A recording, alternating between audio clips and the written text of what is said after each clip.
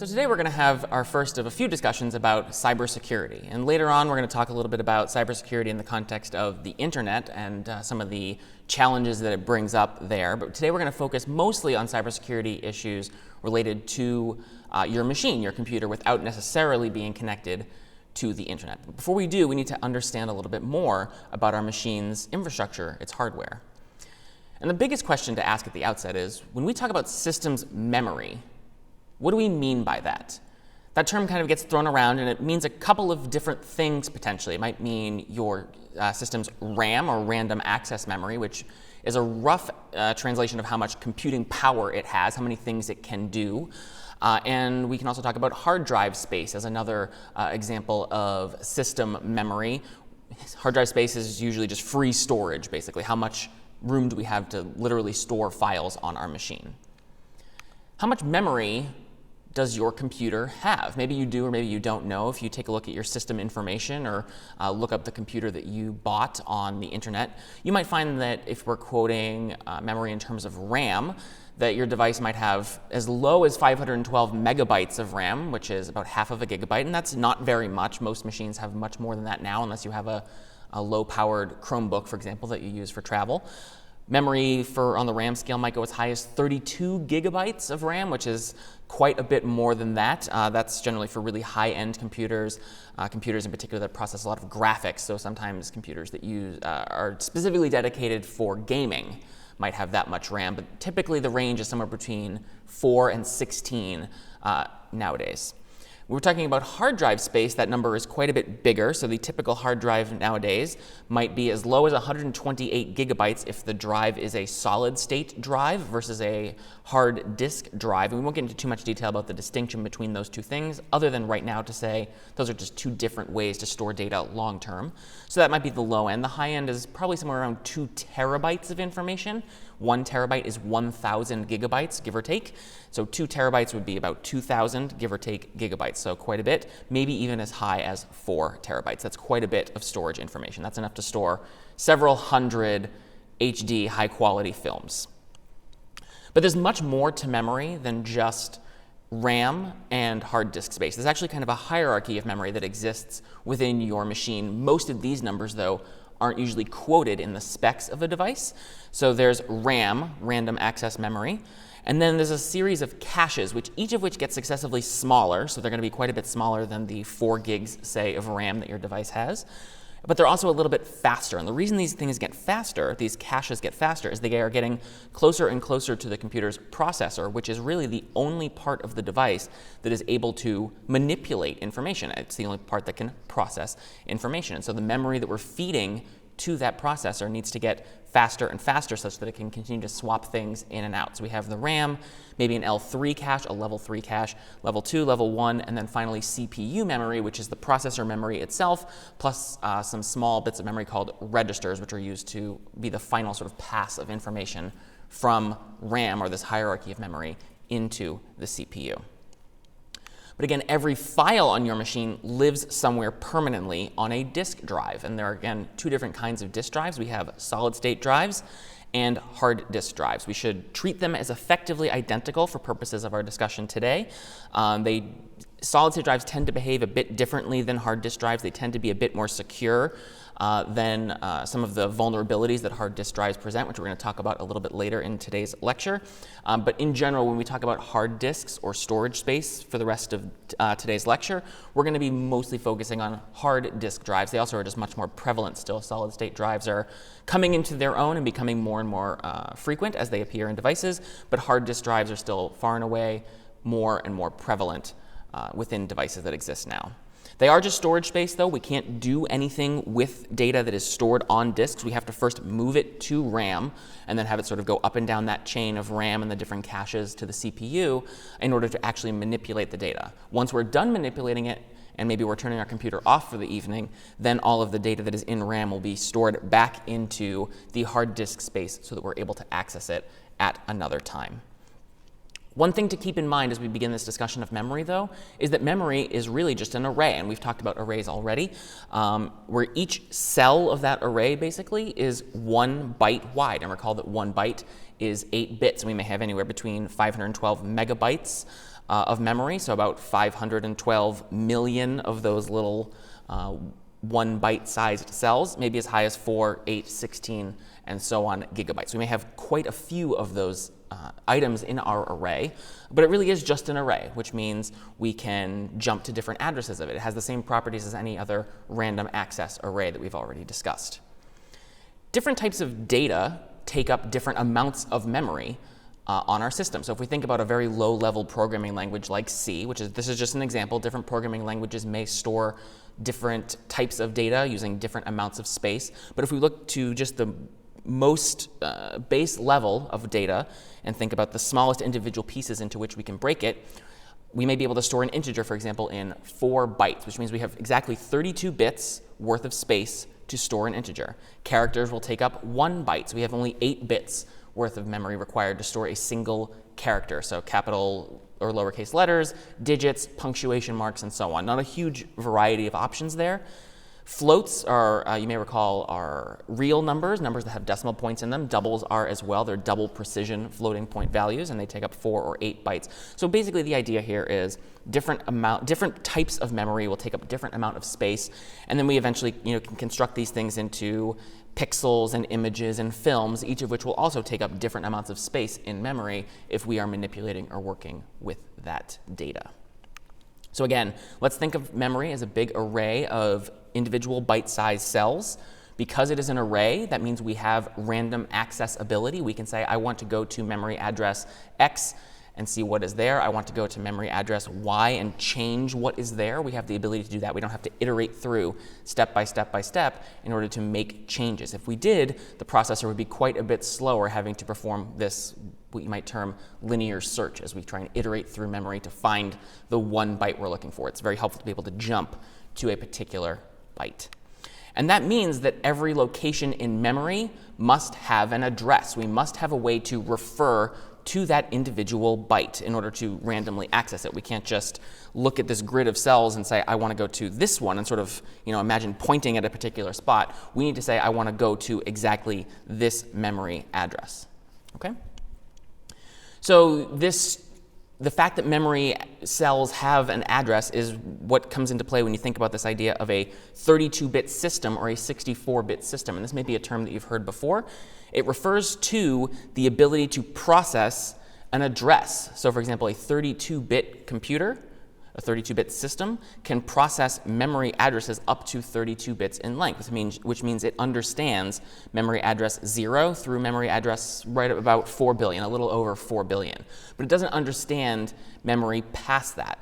Now, interestingly, this doesn't mean that a 32-bit system is limited to 4 gigabytes of RAM. There are some software tricks that we can pull using something called virtual memory, which we're not going to get into in any more depth than to refer to it as virtual memory today, that allow you to use more than 4 gigabytes of RAM on a 32-bit system by doing sort of, pretending that things live somewhere where they don't.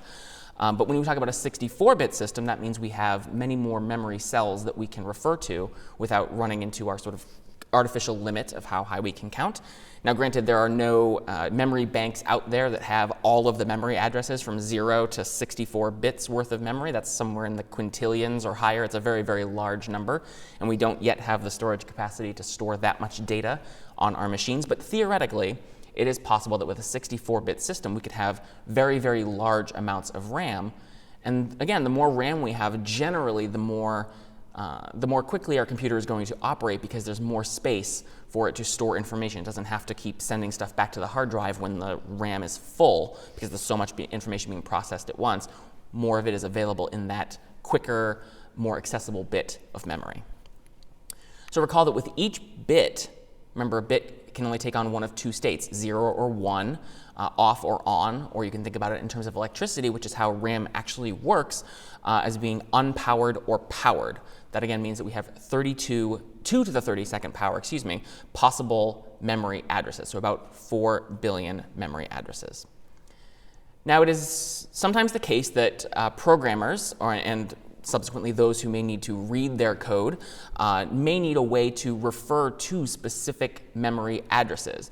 But a memory address like this, which is a memory address, there are zeros and ones in this address. This is exactly how we would refer to an address in memory. This is rather cumbersome. No programmer wants to talk to another programmer, or no programmer wants to talk to an advisor by saying, the code that lives at 00101 and so on, that doesn't make any sense. This is not how we would talk, and it would take forever just to say the name of the memory before you even get to the point of what is in that memory. And so rather than using binary notation to refer to a memory address, computer scientists will oftentimes use something called hexadecimal notation. Hexadecimal is 16, hexadecimal, 6 and 10.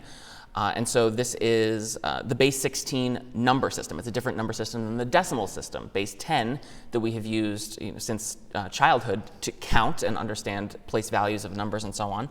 What's convenient about hexadecimal being base 16 versus binary being base 2 is that 4 binary digits, or 4 bits, can be represented using a single, what is often called hex digit. So for every group of 4 binary digits that we have, we can represent that more succinctly using just one hexadecimal digit. And because there are 4 bits, that means we have 2 to the 4th, or 16 different combinations. So we can account for every single possible on-off combination of all of the 4 bits in that cluster using a single hex digit. And so we might instead refer to this memory address looking like this, and there are some letter characters in there, and that's because in order to represent a single digit in hexadecimal, we need to be able to count higher than 10 without using 2 digits, as we are confined to in decimal, right? In order to represent the number 10, we need a 1 and a 0, a 1 being in the tens place and a 0 in the ones place. But in hexadecimal, we need 16 possible digits to represent all of the 16 possible values at any given place value. So here's an example of something that a programmer might see. This is using a tool called GDB, which is a debugging tool that is used to debug or root out problems in some low-level code. And all we're seeing here is a bunch of memory addresses, so I've highlighted them here in yellow. We don't need to worry too much about the context around this, what these all refer to, but basically these things on the left, EAX, ECX, and so on, are registers. Those are things that are very close to the memory, and they are storing the memory address of something else. And so all these things on the left here are just memory addresses, and the things on the right are translations of those memory addresses, in some cases, into decimal numbers that make more sense to us, having used the base 10 or decimal system for quite some time. So we can map all of the different possible values in hexadecimal to their binary equivalents, as well as to decimal numbers that we're familiar with. So again, here we have all of the possible combinations of 4 bits, or zeros and ones, showing you what they translate to in decimal, recalling that for every set of 4 bits here we see, the one on the right is the ones place, the one to its left is the twos place, then we have the fours place and the eights place, because again, our base is 2, every place value is a power of 2, as opposed to a power of 10, like we would in decimal. And then it's hexadecimal equivalent. So again, for every single one of those combinations, we have one distinct way to represent it using a single hex digit. And sometimes you'll see the hex digits for 10 through 15, which are A through F, presented in capital letters. I like to present them in capital letters, but sometimes you'll see them in lowercase letters as well. That is immaterial to it. And this 0x at the beginning of it, I should mention that as well. 0x means absolutely nothing. It is purely a note for us as human beings when we are seeing something like this, that we should interpret it as hexadecimal numbers as opposed to as decimal, for example. Because we could have a valid hexadecimal string that is, I'm going to use 0x here just for a second, 0x50. If we saw that, we might read it, if we didn't have a 0x in front of it, we might read that as 50, which would be not actually accurate, because 0x50 is actually 80 in decimal notation. And so that 0x is really just a guide for us as human beings to say, okay, what I'm about to read here is a hexadecimal number. Let's just do a quick exercise where we translate some binary into hexadecimal and then subsequently into decimal as well. And so here we have 8 bits, each of which again is a 0 or a 1. And our goal is to translate this into ultimately decimal, but let's start by translating it into hexadecimal. The first approach is counting from right to left. We want to split these into groups of 4. It so happens that we have 8 bits here, and so this splits pretty cleanly into 2 groups of 4. But if we, for example, had 7 bits, like if this wasn't here, we would start by having 1, 0, 1, 0, and then we would, whatever we had left over, we would just pad with extra zeros at the front, such that we always had a cluster of 4 bits at a time to work with. Each of these maps directly to a single hexadecimal digit, and sometimes you may be able to just quickly do this in your head, or you can jump back to the table that we had here to see when I see this particular pattern, I want to plug in this hexadecimal digit. And so if we do that here, we see that the one on the left, 0, 0, 1, 0, this is in binary again, a 0 in the 1's place, a 1 in the 2's place, and nothing else, which means we have 1 times 2. And so this would be a 2. And 1, 0, 1, 0, well, that's a 1 in the 8's place and a 1 in the 2's place, which is 10. But in hexadecimal, we would represent that as A, because again, we need to confine this idea of 10 to a single place value. We can't have 2 digits to represent it using hexadecimal notation. And so this binary value, 0, 0, 1, 0, 1, 0, 1, 0, is 0x, again, human convention to prepend a 0x in front of anything that is a hexadecimal number, 0x 2a. Now, how do we translate this to decimal? Well, it may help to think about how we translate this or understand this number, 123. When we see it 1, 2, 3 just written out, we are really doing something like this in our head, where we're saying there's a 1 in the 100's place, there's a 2 in the 10's place, and there's a 3 in the 1's place. And we've just, over time internalized that and been able to very quickly understand that the number I'm talking about here is 123. Well, another way to think about these labels here, 100's place, 10's place, and 1's place, might be to say we have the 10 squared's place, or the 10 to the second power's place, the 10 to the first power's place, and the 10 to the 0 power's place. Any number to the 0 power is always 1, and so this is really the 1's place, the 10's place, and the 100's place. With hexadecimal, we don't have 10 as the base of the exponent here. Instead, we have 16 as the base of the exponent. But the rules are the same. We have a 16 to the 0 place, which is 1. We have a 16 to the first power, or 16's place. And we have a 16 squared, or 256's place. In our example number here, we didn't go that high. We had 0x2a. We only had 2 digits, which means we really only needed these 2 place values, the 16 to the 0 power and the 16 to the 1 power. Now we just translate this in exactly the same way that we would intuitively do it in when we're counting in decimal or reading a decimal number. This is 0 times 16 squared plus 2 times 16 to the first power plus a times 1, or 16 to the 0 power. 2 times 16 is 32, and a, which again is hexadecimal's way of representing 10, 10 times 1 is 10, so what we're really saying is we have 32 plus 10. And so to translate this hexadecimal number, 0x2a, into decimal, we end up with 42, because 42 is 32 plus 10. So hopefully that gives you a bit of a better understanding of what these cryptic numbers strings that you might have seen before mean. I mean, if you're working with programmers, or you're ever analyzing source code and you see references like this, hopefully this gives you a better understanding of what they mean and what they likely refer to on the system and how that might affect things. Let's talk a little bit more about the function, how memory actually works, now that we know how to access individual parts of it. With the exception of hard disk space, so again, the permanent storage space on your device, memory on your computer is what is termed volatile, which means 2 different things. One, that the memory is constantly changing. Things are cycling in and out of it. It's very dynamic in terms of the values that are being stored there. Again, because the RAM is sort of this holding ground for everything that's going to eventually need to go to the processor, and things are getting swapped in and out pretty frequently. But the other really key detail about volatile memory is that it requires power. If it is unpowered, if there's not electricity literally flowing to the RAM at any given time, that is a problem, and that memory will no longer work. In fact, after some amount of time, generally a pretty small amount of time, like 30 seconds to a minute perhaps, without power, the electrical charge, which is used to maintain each of those individual cells of memory, remember, a little bit of electricity being 1 and the absence of electricity being 0 is how the computer can store this idea of zeros and ones on a physical manifestation thereof.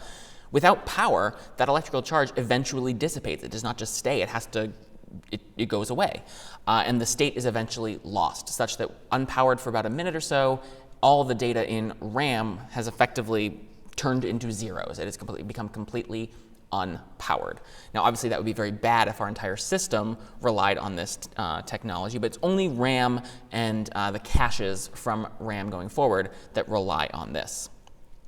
Processing can only happen in the processor. This probably makes a little bit of sense. And again, recall that a 32-bit processor can understand 32-bit addresses. But that also means that it only has 32 bits of space in which to do anything. So it only can work with 4 bytes of information at a time. And maybe if you have a computer that has multiple cores, maybe you've heard that term before, multi-core processors, you might have a few of these processors that can do 4 bytes at a time. But either way, we're still talking about a very, very small amount of information, maybe 4 to 16 or 32 bytes. That's not very much at all when you consider that a basic document, perhaps using Microsoft Word, will contain enough metadata to be about 15,000 bytes before you even type a single character into it. So a lot of metadata there, and that amount of empty files gets pretty big pretty quickly. Because the processor can only process 32 bits worth of information at a time, any given processor, we need to move data to it frequently. And that's what the caches are for, and that's what why each one needs to be faster and be able to get information to the processor pretty quickly. Because even though the processor can only process 4 bytes or 32 bits worth of information at any given time, it can do 2 to 3 billion operations per second. So that's what a gigahertz is. And in terms of when a processor's speed is quoted, it sometimes says like 2.4 gigahertz or 2.6 gigahertz or so on. That means that the computer can do 2.4 to 2.6 billion things per second. So again, 32 bits, not a lot of information at any instant, but the computer has a lot of opportunity to, there's a lot of those instants within a second. It can do 2 to 3 billion things per second, each one of those things operating on exactly 4 bytes at a time, 32 bits at a time, on a 32-bit processor, as opposed to a 64-bit processor, which can process a little bit more data. Let's take a look now at what would be termed on your computer as the motherboard, or sort of the control processor for everything that your computer does, and highlight some of the different pieces of where things live on your physical device.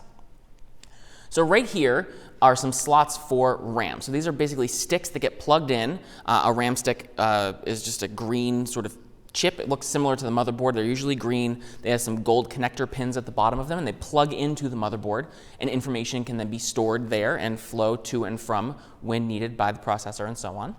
So that's where these go, this particular motherboard, which is from a computer that's about 15 years old. So for example, I don't think most of us have floppy drive connectors on our computers anymore, but this one still does.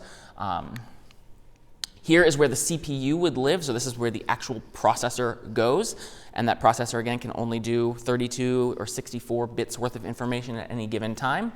And on top of the CPU, this is not pictured here, but typically on top of the CPU, there's a giant fan, literally like mounted or screwed right above it. And again, that's because the computer is doing 2 to 3 billion things a second, so it gets quite hot. And to prevent a CPU meltdown or a core meltdown, you want to make sure to have air constantly flowing across the top of the device, as well as a heat sink to pull all the heat away from the CPU such that it doesn't overheat, which would create quite a big problem and eventually might result in computer breakage if left to overheat for a prolonged period of time. Over here is a graphics processor. Graphics processors are really just CPUs that are specialized to do certain operations that make interpreting graphics on your monitor much easier.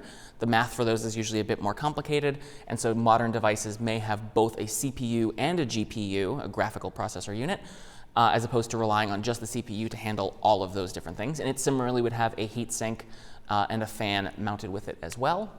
And then over here at the top, it's pretty small. There are things called SATA connectors. SATA connectors are what you might use to connect hard drives to your machine so that you can extend the storage capacity of the device.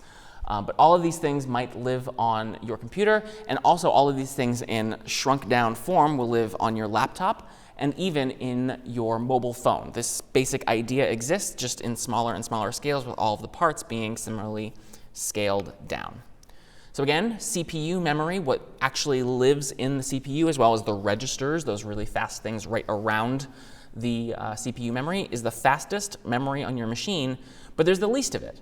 And the reason for this is that it's very, very expensive. It is the most expensive stuff in your computer. That is basically the price that you are paying when you buy the computer, is for that processor, and the materials that are used to allow electricity to conduct through it very quickly really determines the cost of the device. So there's the least amount of it, but it is the most important memory on your machine. The caches 1, 2, and 3 are each successively slower than CPU memory, but also successively cheaper. So your L1 cache is going to be a little bit slower than your CPU, but there'll be a little bit more of it. And your L2 cache will be a little bit larger than your, your L1 cache will be a little bit larger than the CPU space that you have, but it'll be a little bit cheaper. The L2 cache will be a little bit larger than the L1 cache, but a little bit cheaper. Again, this is really just referring to the materials that are used to make the memory operational. RAM is slower but cheaper.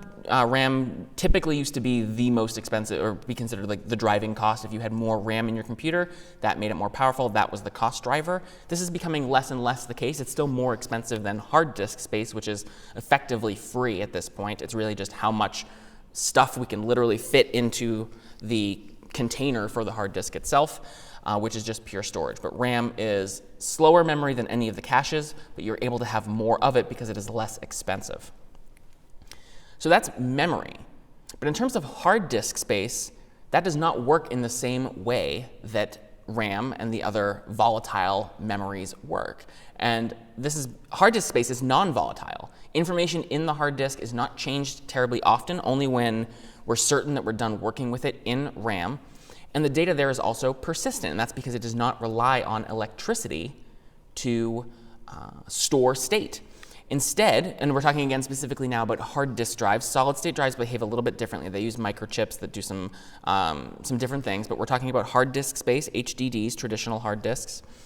Each cell of a hard disk is instead controlled by magnetism, so data is stored magnetically.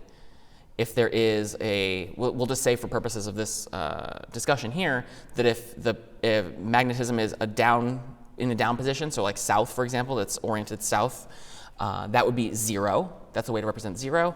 And any magnet that is in the up position is 1. So we can sort of have these flipped states of the polarity is pointing up or north and the polarity is pointing down or south to represent 0 and 1, as opposed to using powered versus unpowered to represent 1 and 0 respectively in a RAM or volatile memory situation. Because these magnets, though, don't require power in order to work long term, that means that when the computer shuts off and they become unpowered, the data remains. And this is a really good thing, right? Because if we had to, every time we shut off our computer, we lost literally all of the files we'd ever saved on it, that would not be very effective. We would lose a lot of the utility that we rely on computers for. And so the way that hard disks work is specifically designed such that memory can persist after the computer is shut off. But again, that memory cannot be processed directly in the hard disk. We have to move it to the processor eventually. So if our system detects that we need a chunk of memory from the hard disk, that's all going to be moved from the hard disk to RAM using something called a bus. Much like a bus is used to move human beings from one place to another in large quantities, a bus is used to move data from one part of your machine to another in large quantities. And in fact, if you ever see a SATA connection from a hard drive to RAM using one of those SATA connectors we saw a moment ago on the slide, there's usually like a long, thin strip that connects them together. That strip also forms part of the bus that is used to transfer data from the hard drive to the RAM in fairly large quantities. In general, when we're working on a program, the data for that program, including the code that actually is running, is moved from hard disk to RAM.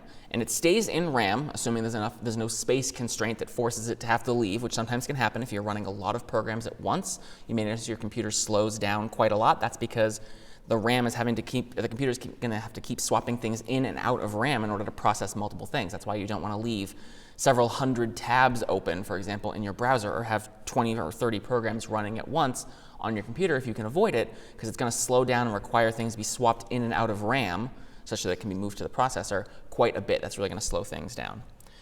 While the program is running or being used by the computer, everything will stay in RAM. All the data will keep being manipulated there. And then ultimately, when we close the program or once we otherwise indicate we haven't used it for some time and the computer realizes it needs that space for something else, all of those bits and bytes that have been manipulated in RAM will be sort of picked up and moved back on the bus, back to a hard disk, where they'll be resaved with the new state, such that any changes that you make in a program will ultimately be saved back to hard disk, but only once the program is completely done being used by the computer and it realizes it can free up that information and save it for long-term storage. Hard drives, though, are not unbreakable. They have a lot of moving pieces. They're literally, a typical hard disk drive consists of several platters, some thin metal circles, spinning around a central axis very rapidly, about 4,000 to 5,000 revolutions per minute, so very, very quickly, with a magnetic read-write arm that extends over across the diameter of the disk, basically. And each one of the little rings that kind of gets formed as you do this, as the read-write arm moves in and out, it can access different sectors on the disk. And those different sectors are the things that get zeroed and oned over time. So it is possible for hard drives to fail. There's usually a couple ways that this happens. If the read-write arm jams, because it is on some sort of track that moves in and out, if it jams without sort of collapsing, your hard drive will just stop working, basically, because you can't read or write information anymore from using that arm. But it is also possible for the hard disk arm to sort of break and fall. That arm spins just above the top of these disks, and if it crashes into it, you'll hear that sound. That'll be a very unique and interesting sound to hear. Suffice it to say, your hard drive at that point is destroyed because the collapse will crash everything, and these things are spinning very, very quickly, and so they're going to kind of shred themselves from the inside. And you will no longer be able to get any data off of that hard drive. But if it's just the arm that gets stuck moving in and out, but it doesn't fall down, you will still be able to recover data from that hard drive, and we'll talk about that shortly. Because a hard drive failure does not mean that the data is unrecoverable if the hard drive hasn't literally suffered this catastrophic shredding sort of thing that happens. That's going to render it unusable. But if it's just the arm that gets stuck, it is still usable. So what happens when we actually delete something on our machine? It turns out that overwriting hard disk space is actually a very, very time-consuming and what we might consider computationally expensive operation for the machine. It has to pull all of the data from, or you could think about it as it has to pull all of the data from RAM, from the hard disk into RAM, change all of those bytes to delete what was there before, and then put all of that data back. The computer, for some large files, let's say you want to delete a video file, like a movie, that might be several gigabytes, so several billion bytes worth of data that we have to delete. The computer does not want to incur that sort of cost. Deleting a file, if it actually had to do it that way, would be very, very slow. It would compromise any other program that you had running on your machine.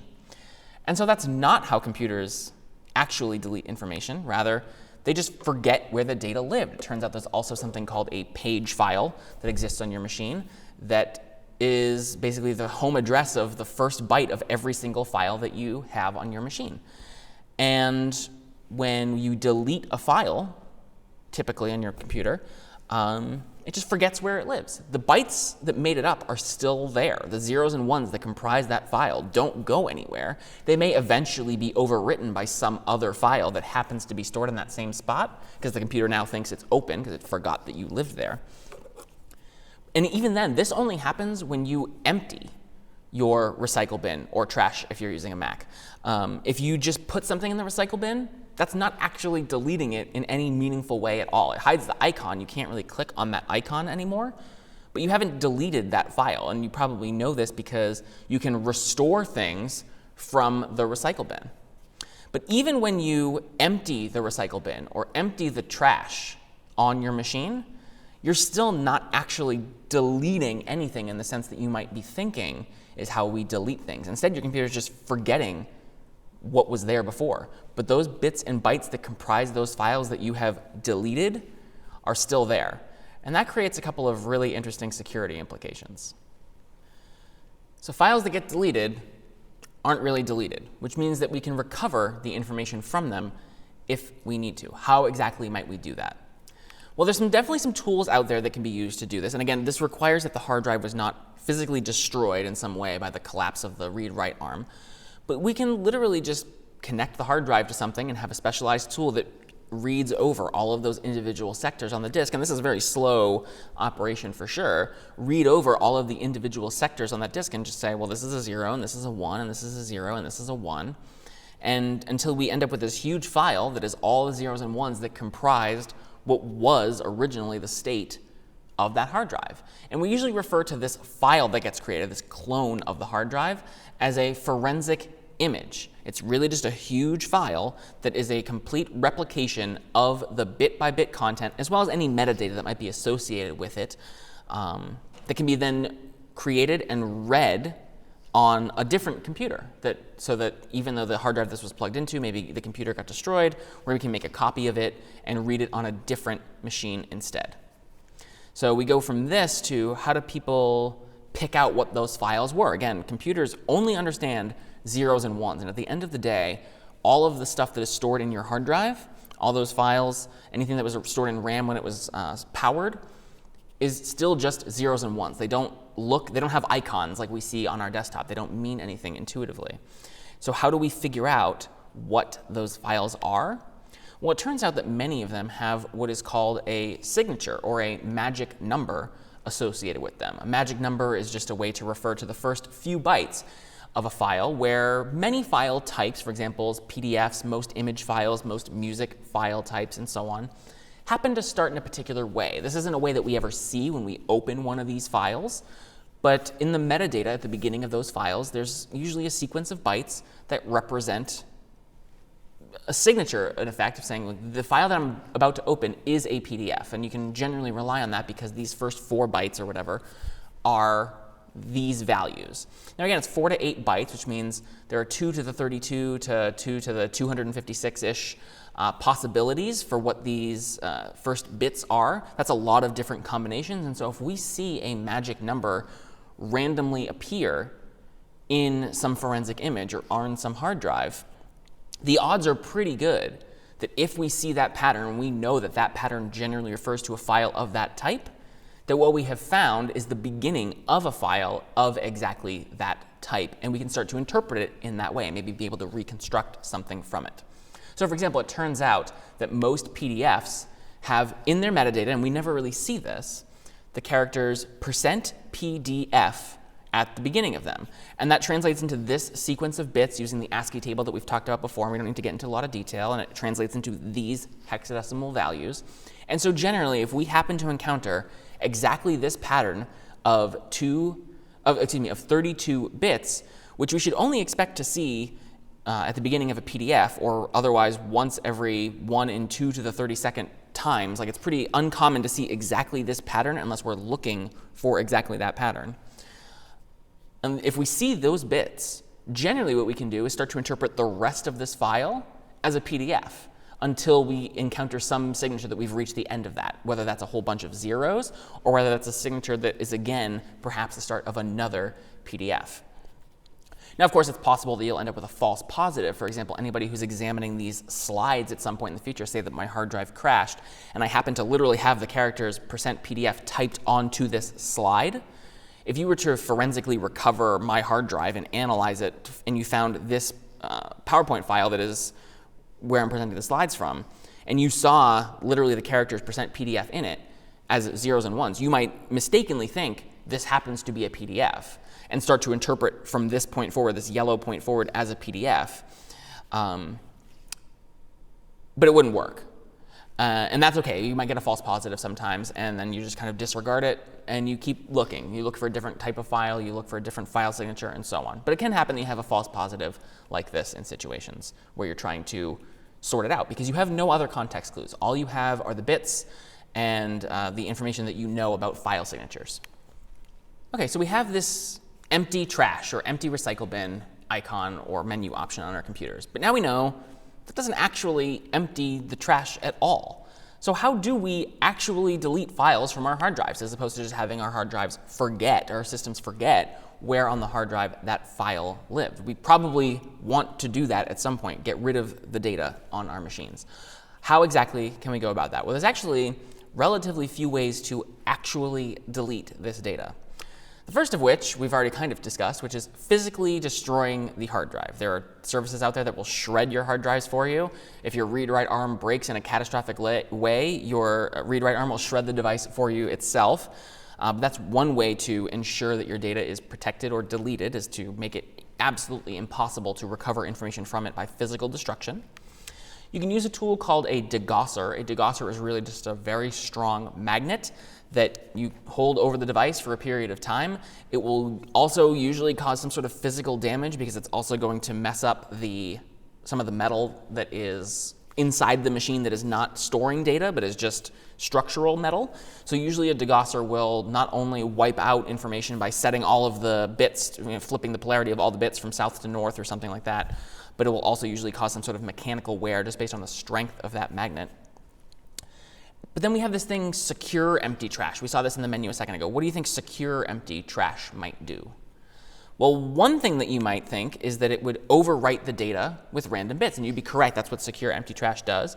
So instead of just deleting information from the hard drive by forgetting where it lives, instead we actually go to that spot, and instead of writing all zeros or all ones, we just write random bits over it. But it turns out that this is actually not good enough to delete information on a single pass. But a single pass is actually what secure empty trash does. It only makes one pass through, randomly setting each bit of that file to a 1 or 0. But it turns out, and the physics of this is a little bit beyond me, but it turns out that when the polarity of a magnet on a hard drive is flipped from 0 to 1, there's actually sort of like this lingering halo effect that it leaves behind, so that you can tell that this bit is a 1 now, but it used to be a 0. And that effect lingers for a little while. But if you keep changing it multiple times over and over, eventually that effect gets lost. So you can tell what bits, imagine every bit was a 1 after you make one pass through it. All the things that were 1s before, their polarity didn't flip. There's no halo effect. But everything that used to be a 0 and is now a 1 has this slight signature left behind that says this used to be a 0. And a good forensic analyst is able to take a look at that as it reads. It can read the polarity of the magnet and see that it's slightly not exactly 0 and not exactly 1, and say, okay, well, this bit probably used to be the opposite. And so even making one random pass across a hard drive is not enough to definitely securely erase the data on it. You actually have to make, it's considered to be 7 passes is the industry standard, to make sure that enough randomness has affected each of the individual magnets such that you can't tell what was there before. So to truly securely erase the hard drive and preserve it in a state where you can actually use it, you need to use, and there are software tools that do this, a tool that will overwrite the drive randomly multiple times to eliminate any of that lingering halo effect. But secure empty trash does not do that. It only makes a single pass over the drive. So enough to cover it up for undiscerning eyes, but experts who study this and work with this kind of data regularly might still be able to figure out what the original data was if just a single pass is made. So why is this important? Well, there's 2 reasons. One, as attorneys, we want to make sure that we are doing everything we can to protect our clients' data. And also, as we're working with those who may be less technically inclined, it's important for us, as part of our competent representation of clients, to inform them about what we can, about the technology implications of some of the things they do from a legal perspective. And so if you're working in a large firm environment or as an in-house counsel, it's probably not going to fall to you as an attorney to develop some sort of protocol for establishing the best practices for working with client data, but it is really useful to understand what these protocols are and how you might be able to contribute to a conversation about making these protocols more robust. Here are some basic strategies that you can use as an attorney to protect your own client data, but also advise clients so that they can protect their data for their clients, and so on. So the first one is quite easy, and that is to encrypt your hard drive. So we talked about encryption previously, but you can also encrypt your own hard drive such that when your computer turns on, you need to enter a password. It's again similar to this public-private key idea that we've previously discussed. you need to type in this password in order for your entire hard drive to be unencrypted such that you can then read the data on it. Most operating systems now provide tools that are built into the operating system itself so that you can do this. So there's really no excuse not to do it. It is a very easy, straightforward, and simple way to take a pretty strong step at protecting the data on your machine easily. Again, this usually requires a password. Typically, it'll be after you turn your computer on before the operating system itself loads. The operating system being one of the few things that is not encrypted, such that it can then open the files and unencrypt everything and so on. But will not proceed past the operating system load point until that password is provided. But do be careful, because some of these systems, particularly the more advanced ones, after a certain number of incorrect guesses, will begin to securely wipe your hard drive using multiple passes of zeros and ones. And so if you think there's a danger that you might forget your master password, so to speak, for this hard drive encryption, you might want to keep something somewhere to remind you. I wouldn't recommend like sticking a sticky note on the monitor or anything like that, but have some sort of way to remember that password in the event that you might forget it, because you might lose data if you guess wrong too many times, depending on which hard drive encryption tool you are using. Another relatively easy thing to do is to avoid using insecure wireless networks. These are generally not as common anymore. Most people have have wireless networks that require a password, and usually wireless networks that require a password will then have encryption for that individual making the connection on the system, on the network.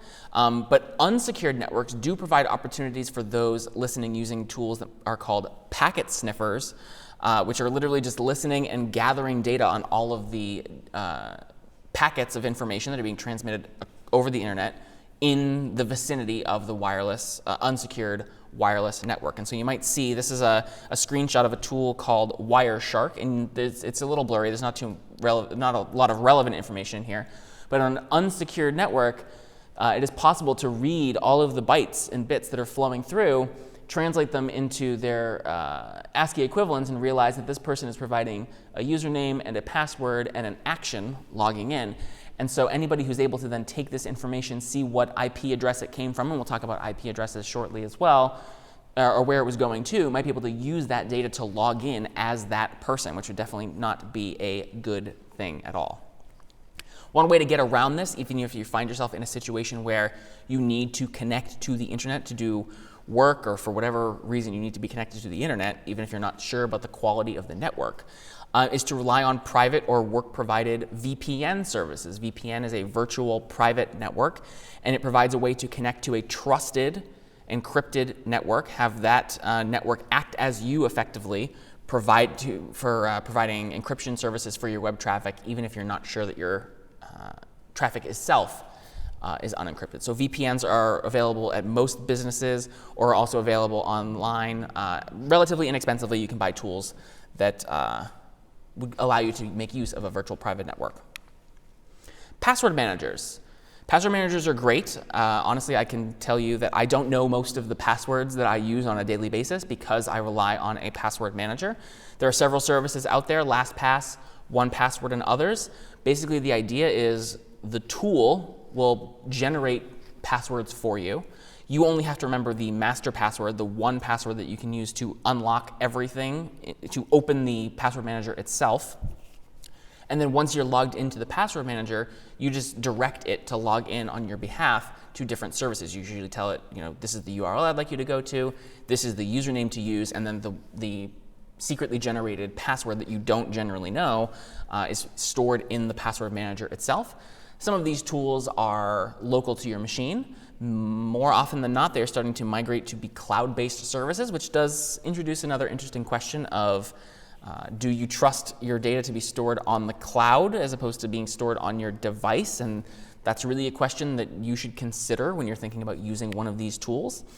Most of these tools also have an excellent secondary effect, which is that they often provide two-factor authentication support. And two-factor authentication is something that we will talk about shortly as well, but it is usually something that you know, like a password, or something that the password manager knows, and something you have, like your cell phone, for example, that might be getting a text message with a code that you're supposed to enter as well. And the idea is that an adversary who's trying to hack into your account probably may know your password but won't have your phone, or may have your phone because they took it but won't know your password. And so these two factors are designed to preempt basic hacking attempts. But as I mentioned, these tools are great, but you should be skeptical of them, particularly if they are cloud-based, because it is possible for bad things to happen. So, for example, not too long ago, a few million users of the password manager Blur had information that was leaked online. None of this information was actually their passwords. It was more customer-related information, sort of ancillary, like this is their email address and some other stuff. But it hits a little close to home. And so, again, always be skeptical when thinking about your own data and your client's data. But these tools are generally more good than bad.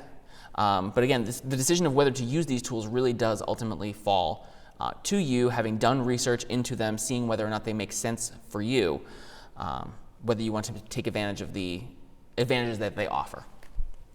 If you're not going to use a password manager, you should at least be sure to use complex passwords, and certainly make sure to avoid using the same password for multiple services, unless it's like a throwaway password that you use on things that you don't care about. But you want to definitely avoid using the same password on important services, so like your Gmail account or any client login related information that you have, or anything banking. You want to use different passwords for all of those things. Passwords that have less than 8 characters or less than or equal to 8 characters, you should effectively consider have been broken and hacked already. Those are not secure. Computers are definitely powerful enough nowadays that it can be brute forced in a relatively short amount of time. We're still talking maybe days here for an 8-character password, but that is not that much of an effort. Password should be at least 12 characters now for sure. You should definitely have a mix of uppercase, lowercase letters, numbers, symbols, anything like that. But anything that is less than or equal to 8 characters should definitely be considered to be effectively hacked already. And if it hasn't been hacked already, certainly is capable of being hacked very easily by anybody who wants to put in the effort to do so. You should also change your passwords as frequently as you can. For example, I have a bank that requires me to change my password every 90 days in order to continue to use their online banking services. And on the one hand, like, yes, you may find that kind of annoying, but on the other hand, it's good to keep things changing so that you're never having a password get stale and potentially then leaving it vulnerable, especially if it's a password that you may have used on multiple services in the past. It's a good thing to keep in mind, especially if you don't have that many passwords that you may need to maintain, to change them as frequently as you're able to.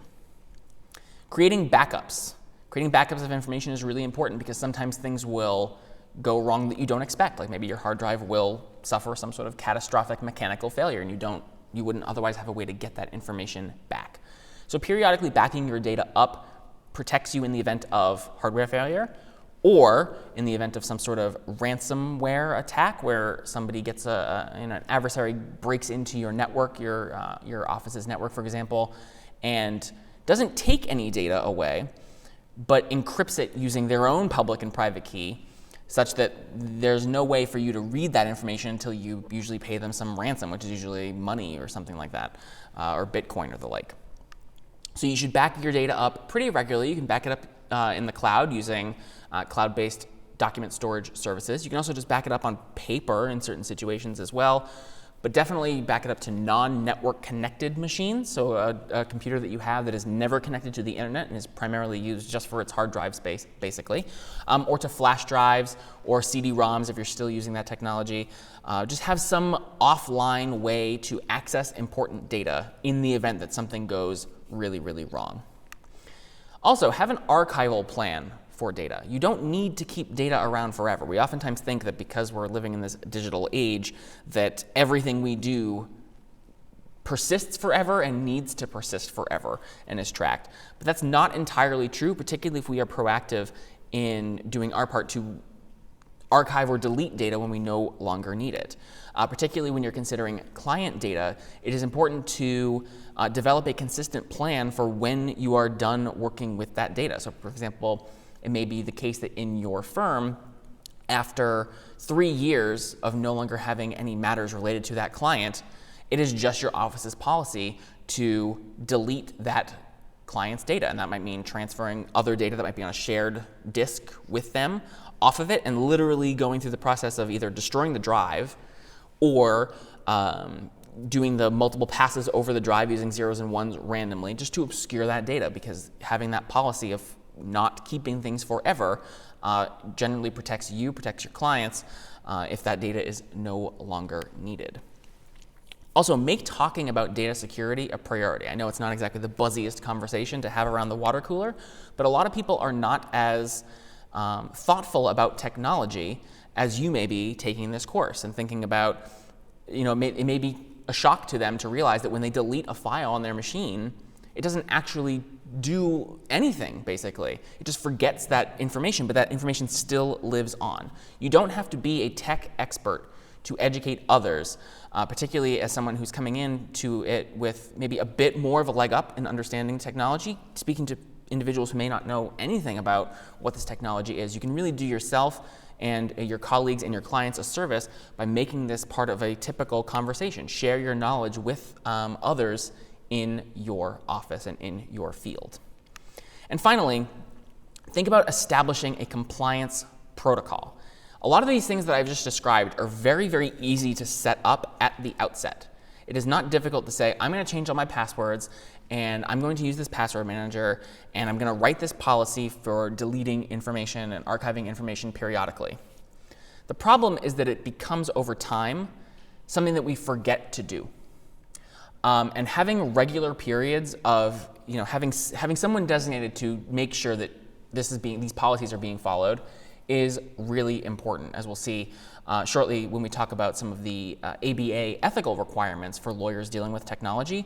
You want to make sure that if you establish some of these ground rules for working with data, that you continue to follow these rules as you work with this data for years and for the months and years and so on going forward, as opposed to just doing it once and forgetting about it, because that's not how technology is not static. It's going to continue to advance, and we need to stay ahead of that as attorneys. It's part of our obligation to really understand this technology, stay current with any changes, and adapt and change our policies accordingly so that we're always staying as close to the cutting edge as we possibly can. I really encourage you to volunteer with the compliance team. You may have a compliance team, particularly if you're at a large office or in-house counsel setting, who is tasked with developing these technological policies. And even if you don't feel like you want to advise on new avenues to pursue or new policies to initiate, you still should be part of that conversation. You do bring something valuable to the conversation, just having the knowledge that you have from a course like this, and should be part of this conversation so that you can contribute to it more in the future as well. I'd like to conclude our discussion today about security by drawing your attention to two really important ABA ethical decisions that relate to lawyers and technology, and what lawyers should do in the event of a data breach at their office. And let's start by taking a look at Formal Opinion 477R, which was released by the ABA in May of 2017. This opinion deals with attorneys' obligations with respect to technical know-how. So it is now considered part of competent representation for an attorney to be considerate of the technological implications of what they do in their office. What does it mean to store documents? What does it mean to secure communications with clients? It is incumbent upon us as lawyers to stay abreast of these developments and really be informed about them and inform our clients about the ramifications of some of these new technological advancements. It also formalizes the requirement of offices and firms to have a compliance protocol. What do you do when you receive client data? Now, this opinion came out in 2017. It replaced something from 1999, which at the time, the previous ABA opinion stated that all communications, including unsecured, unencrypted email, were generally considered quote-unquote secured. Obviously, I think we can agree that is not the case anymore, and certainly the ABA agrees that is not the case anymore, and that's because we've transitioned from a time when a lot of lawyerly work was done not using the internet, not using emails. It was done using fax and paper and so on. And now we've transitioned to a mostly electronic way of providing legal services to our clients. And so our technological rules of our self-governing ethics need to evolve to account for that. It also brings up a very interesting question, which is something just to think about going forward or discuss with others in your group, of how do you reconcile a situation where you have a client who doesn't want to use secured communications or doesn't want to secure their data in working with you? How does that square with your job, your requirement as an attorney to ethically abide by this opinion and be mindful and guard clients against technological mistakes? Is it possible to provide competent representation to a client if they are unwilling to adhere to your firm's compliance protocol? It's a really interesting question that I don't have an answer to, but provokes an interesting discussion about what does it mean for us to have client intake and work with clients, and what happens when the client's wishes run against our ethical obligations. That's not a novel question to lawyers. That presents itself in different ways, but via technology, do we have yet another way where we might have to consider this dilemma? Subsequent to 477R, a year and a half later, in October of 2018, the ABA issued Formal Opinion 483, which kind of is the natural follow-on to 477R, which deals with what happens if a lawyer's information is breached, if there is a data breach at the firm and client data is compromised. What do you have to do?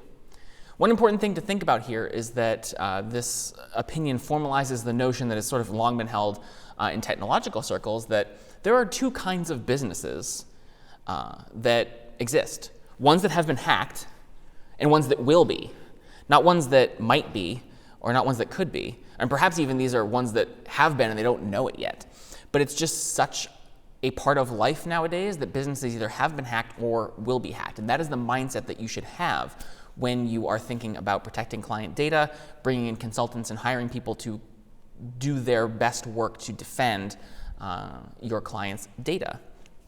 Now, it turns out that law firms tend to be excellent targets for hackers. And the reason for that is that they have a lot of very valuable data. And unfortunately, the history is such that it is not always as well protected by law firms as it might have been by the clients themselves, because we as lawyers have not been as equipped to have a conversation about technology and how that technology might affect our representation of clients. The opinion describes a bunch of different cyber episodes, so to speak, that might comprise a data breach which would rise to the level of needing to report to a client. These include things such as ransomware attacks, which we've discussed a little bit earlier today, systems attacks that might break or somehow damage the infrastructure of the firm or workplace, as well as exfiltrations, which are probably the worst kind of breach, which is someone hacks into your system and is able to remove data such that you may not even have a copy of that data anymore, and that's why having backups is so important, but removes that data from your servers, for example, to the adversary's servers. There is no ethical violation in being hacked. It's really important to make that very clear. The ethical violation occurs when non-reasonable efforts are made.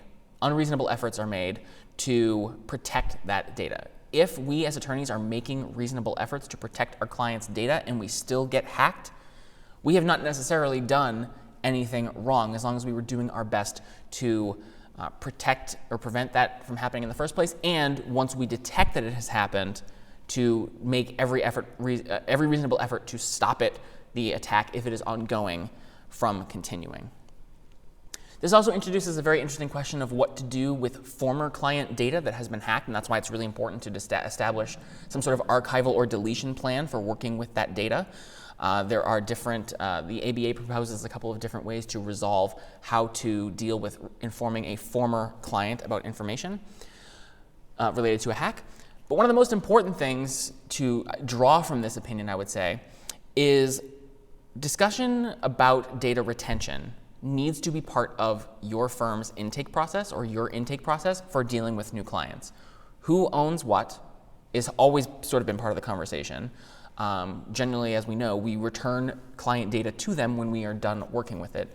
How does this work in a digital context? It is really important for your intake plan at your firm to handle what happens to digital versions of client data when the representation has concluded, because the matter has concluded. Speaking of concluded, that's going to wrap up our discussion today on security. This will be the first of our 2 discussions, generally at length, about security in the legal context. But hopefully you've come away from today with a better understanding of how your system works, what memory is, and why when we delete things on our hard drives, it doesn't actually get deleted, and what some of the ramifications might be for that. And hopefully you also have come away with this with an understanding of what to do going forward, establishing best practices for working with client data to stay within the ethical guidelines proposed by the ABA, and just to generally have a more technical conversation with clients about your representation of them and what happens to their data when that representation has concluded.